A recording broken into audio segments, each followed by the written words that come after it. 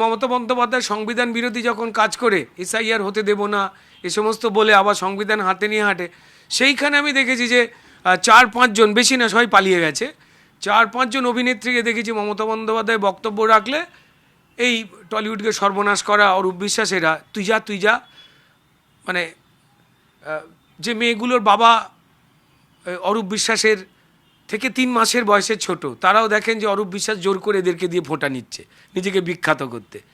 তো সেই মেয়েগুলোকেও তো বলতে ইয়ে করতে পারতো, মানে আমার মনে হয় টিকিট দেওয়ার লোক পাচ্ছে না সেই জায়গা থেকে। পর্ণকে এ সমস্ত বলেনি, আবার কেউ কিছু একটা বলিয়েছে বুঝিয়ে টুঝিয়ে, কে নিয়ে গেছে সেই লোকটাকে আমি খুঁজছি। সে যে পর্ণার চরম শত্রু, এ বিষয়ে আমাদের কোনো আপত্তি নেই, যে যেখানে খুশি যে কোনো দলে পরিষ্কার তার মতামত দেবে, যোগদান করবে, প্রার্থী হবে, কিন্তু মানে ক্ষতি করবার জন্য পর্ণমিত্রকে বাঁচতে হলো। ভালো মেয়েটা আমার, এটা মানে ওর জন্য খারাপ লাগে। যত সহজ জানেই না জগতে চাল চুরি, ডাল চুরি, কয়লা চুরি, হয়তো কোনো কয়লা চুরি ওকে গিয়ে বলেছে হয়তো আমি কয়লার ব্যবসা করি, তো জানি না কে বলেছে। ও ভালো থাকুক যেখানে থাকুক, ওকে নিয়ে এই সমস্ত করা তৃণমূলের ঠিক হলো না। মানে এরা যে কোনো অসহায় না সব কিছু লুট করে, ঠিক না।